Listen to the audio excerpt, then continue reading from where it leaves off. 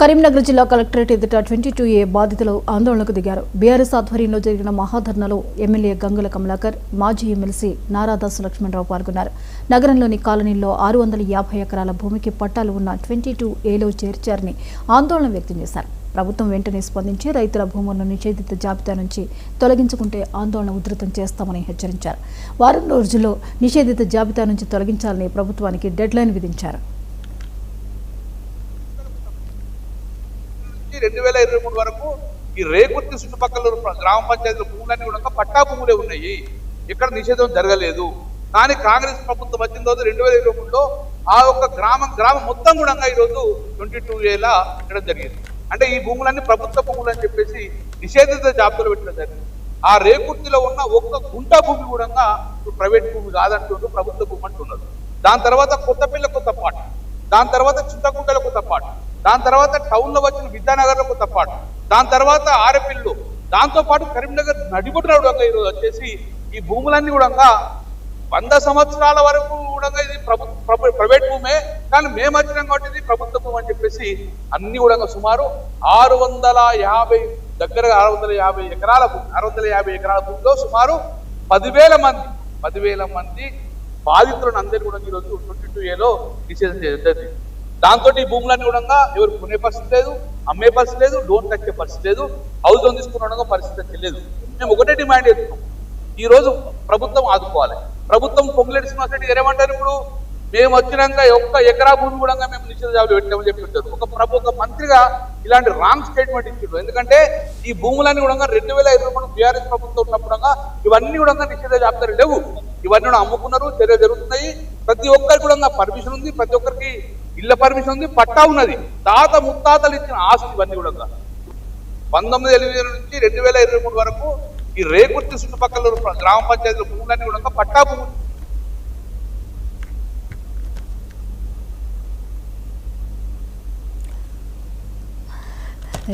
ఈ అంశంపై మరిన్ని వివరాలని మా ప్రతినిధి రిషికేష్ అందిస్తారు. రిషికేష్, కరీంనగర్ జిల్లాలో కలెక్టరేట్ ఎదుట 22A బాధితుల ఆందోళనకు దిగారు, వివరాలు ఏంటి?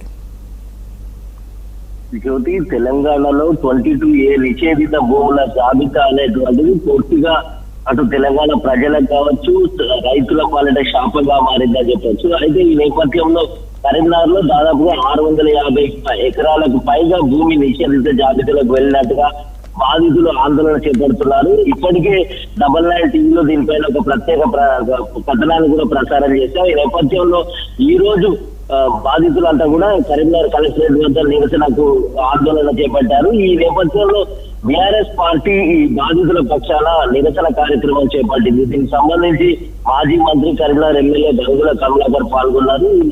ఒకసారి విద్యానగర్ కావచ్చు, రేకుర్తి, అదేవిధంగా కొత్తపల్లి, చింతకుంట, కరీంనగర్ అర్బన్ లో కూడా దాదాపుగా 127 సర్వే నెంబర్లకు సంబంధించి కూడా దాదాపుగా 650 ఎకరాల భూమి నిషేధిత జాబితాలో పెట్టినట్టుగా కూడా మాజీ మంత్రి గంగుల కమలాకర్ ఆరోపిస్తున్నారు. అయితే బాధితుల పాలిట మేము బీఆర్ఎస్ పార్టీ తరఫున బాధ్యతగా ఉంటాం.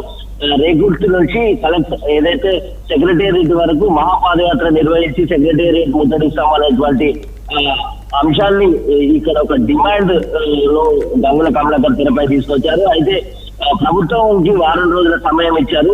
ఈ నేపథ్యంలో బీఆర్ఎస్ పార్టీ రాష్ట్ర వ్యాప్తంగా ఆందోళనలు నిర్వహించింది. అయితే ఇక్కడ ఉన్నటువంటి 22A నిషేధిత భూముల జాబితాకు సంబంధించి ఎవరైతే మంత్రిగా ఉన్నటువంటి పొంగులేటి శ్రీనివాసరెడ్డి బాధ్యత వహించి రాజీనామా చేయాలంటూ కూడా మాజీ మంత్రి గంగుల డిమాండ్ చేశారు. ఈ నేపథ్యంలో కొంత పొలిటికల్ టర్న్ తీసుకుంది.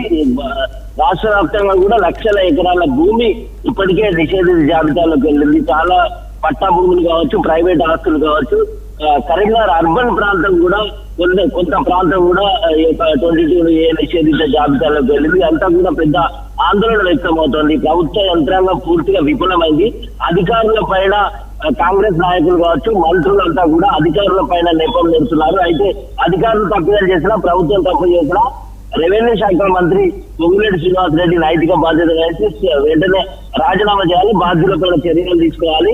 అయితే బాధితులకు మాత్రం నిషేధిత భూముల జాబితా నుంచి బాధితులు ఎవరైతే ఉన్నారో వాళ్ళందరికీ కూడా పట్టాకు సంబంధించినటువంటి రెగ్యులరైజేషన్ చేయాలి, వారికి ఆ జాబితా నుంచి తొలగించి భూములను వారికి అప్పచెప్పాలనేటువంటి డిమాండ్ లేని పక్షంలో రేకుర్తి నుంచి సెక్రటేరియట్ వరకు కూడా మహాపాదయాత్ర నిర్వహించి ముట్టడిస్తామనేటువంటి ఒక డిమాండ్ ను బీఆర్ఎస్ పార్టీ తెరమై తీసుకొచ్చింది. మాజీ మంత్రి గంగుల కమలాకర్ తో పాటు బీఆర్ఎస్ శ్రేణులు ఈ 22A నిషేధిత భూములకు సంబంధించినటువంటి బాధితులు రేకుర్తి పెద్ద ఎత్తున ఆందోళన నిర్వహించారు. అయితే ప్రభుత్వం ఏ రకంగా స్పందిస్తుందో చూడాలి.